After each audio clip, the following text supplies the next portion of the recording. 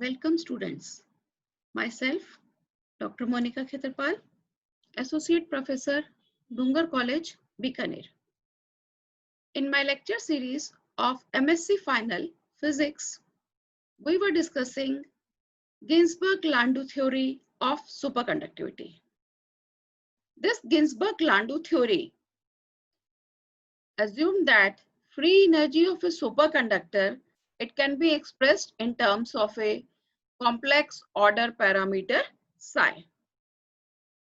This complex order parameter, this is equal to 0 when temperature is above Tc. That means it has no significance when the material is in normal state. Now we are taking temperature to be less than Tc. Then for this temperature, this order parameter will be non-zero. That means it has a definite value. Its square is related to the density of superconducting carriers, which are electrons. Now, Ginzburg and Landau, they assumed that this free energy is Fn plus alpha psi square plus beta psi 4 upon 2 plus this term is the kinetic energy term in the presence of magnetic field, and this term, last term, is the magnetic field term. Here, Fn is the free energy of normal state. Alpha and beta are constants. Q is the charge. This is the charge of 2 electrons. That means Q equal to 2E. A is vector potential. B is the strength of magnetic field. Mu0 is magnetic permeability in vacuum. This was the expression that was assumed by Ginzburg and Landau when he considered that higher order terms of psi are ignored. Now, we will derive two important lengths that are coherent length and London penetration depth using this Ginzburg-Landau theory. For this purpose, initially I am taking that this kinetic energy term and this magnetic field term, that means field dependent terms, they are assumed to be 0. So we are left in this condition only with the first three terms.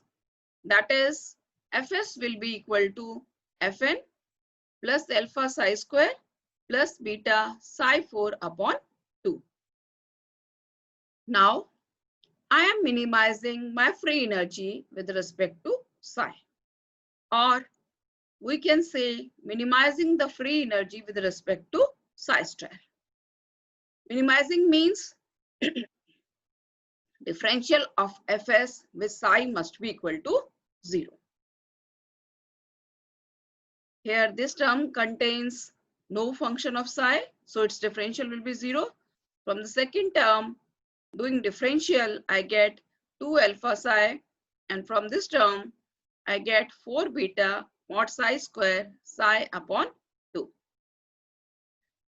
Simplifying this, I get, by taking psi to be common, alpha plus beta mod psi square equal to 0.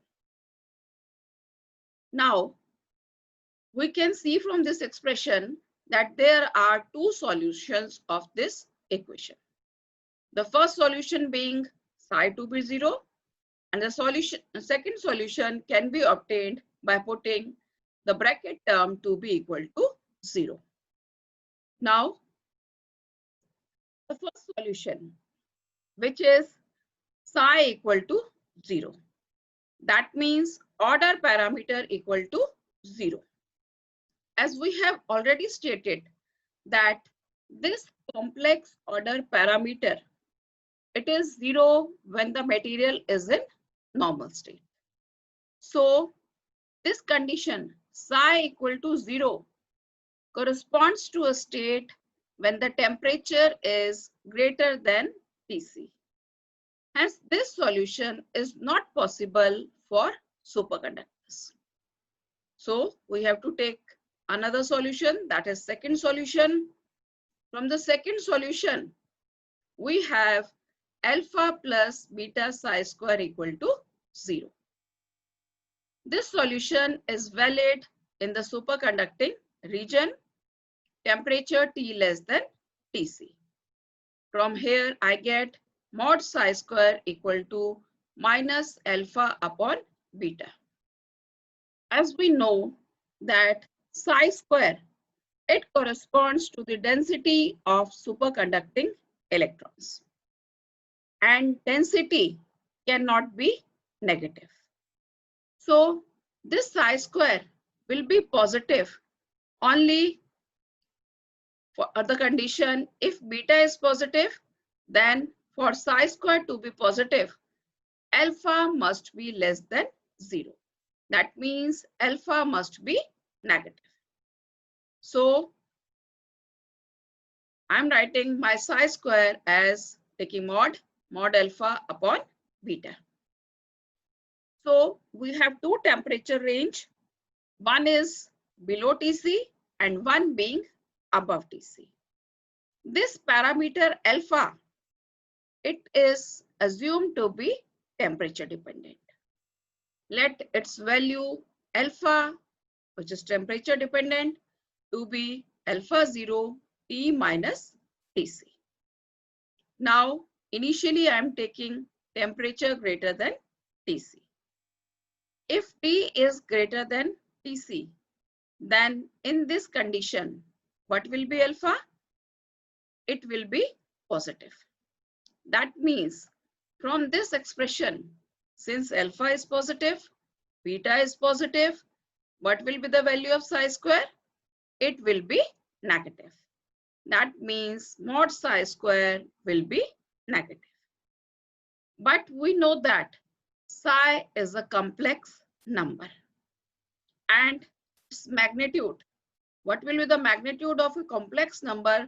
It will always be 0 or positive. It cannot be negative. So only psi equal to 0 can solve the GL equation when temperature is greater than Tc. That means order parameter psi is 0 in the normal state. Now I am taking my temperature less than Tc. That means in this state, the material is superconductor. From here, I am having T less than Tc. So what will be alpha? It will be negative. Negative alpha means that psi square will be positive. And this is the condition that is valid condition. So psi square, which denotes the concentration of superconducting electrons, it is positive when alpha is negative in this condition. So I have value for T less than Tc, alpha to be negative, then psi square will be positive. That means mod psi square has a value minus alpha 0 T minus Tc upon beta. So from here, I have determined the value of mod psi square. Now I am moving to my free energy term. I am substituting the determined value of psi square.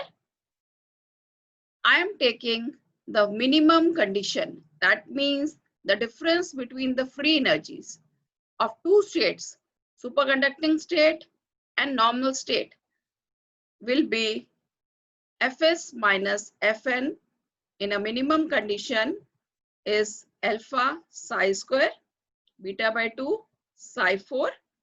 Substituting the value, mod psi square we have determined minus alpha upon beta. Here I have substituted minus alpha upon beta. This is the value of mod psi square, but here we have psi to the power 4. So What I have to do here, squaring it, I get the value of difference between the free energy of superconducting and normal state as minus alpha square upon 2 beta. So from here, Ginzburg-Landau theory. This theory predicts two important lengths of a superconductor. The first characteristic length is the coherence length. In my previous lectures, we have defined coherence length. Coherence length is the length up to which two electrons remain correlated to form a Cooper pair. And coherence length has a formula under root h cross square upon 2m mod of alpha. This is for the normal phase. But we have to determine the characteristic length in the superconducting phase. That means for the temperature T less than Tc. The difference in these two expressions is here there is a factor of 2, but in the superconducting phase, there is a factor of 4.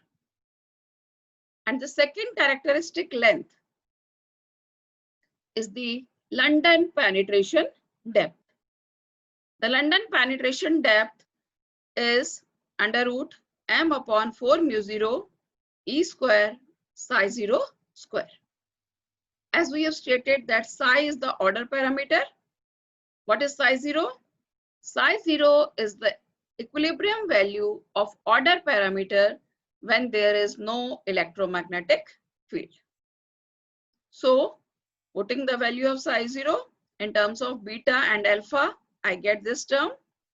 So from this Ginzburg and Landau theory, we have obtained important two lengths that are coherence length and second is the penetration depth.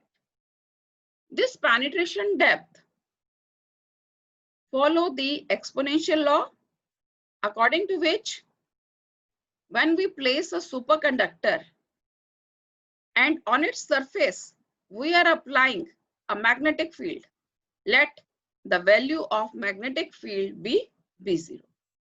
Then it is found that this magnetic field decays exponentially inside the superconductor up till a length which is termed as London penetration depth. And the exponential variation of magnetic field with distance, let it be along x-axis, is given by B equal to B0 exponential minus x upon lambda. These are the two important characteristic lengths which were determined by Ginzburg and Landau. Now, the ratio of these two factors, these two lengths, lambda upon xi, it is termed as Ginzburg-Landau parameter and it is denoted by kappa. Kappa is lambda upon xi. This kappa is a dimensionless parameter as it is a ratio of two lengths. So it is a dimensionless parameter and it is also independent of temperature.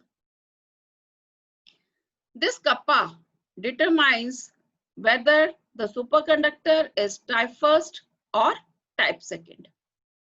For types first superconductors, we have kappa less than 1 by root 2 and it is positive. And for type second superconductors, we have kappa greater than 1 by root 2. What are type first and type second superconductors? Type first superconductors are the superconductors for which Misner effect is totally followed. That means if we place a superconductor inside a magnetic field, then in the interior of superconductor, B will be 0. But there is a difference between type first and type second superconductors. In type 2 superconductors, when they are placed in a magnetic field up till a particular magnetic field, let it be Hc1, B will be 0 inside the superconductor. After that, there will be a penetration of magnetic field up till the higher critical field Hc2. That means in this case, Misner effect is not totally followed. This is the difference between type 1 and type 2 superconductors. So now we have classified type 1 and type 2 superconductors on the basis of Ginzburg-Landau parameter. For the superconductors for which kappa is less than 1 by root 2, they are type 1. And for superconductors for which kappa is greater than 1 by root 2, they are type 2 superconductors. So students, this is a very important Ginzburg-Landau theory. It is mathematical theory which is used to define the superconducting state. And from this, we have derived an important parameter, that is Ginzburg-Landau parameter. Thank you students for watching.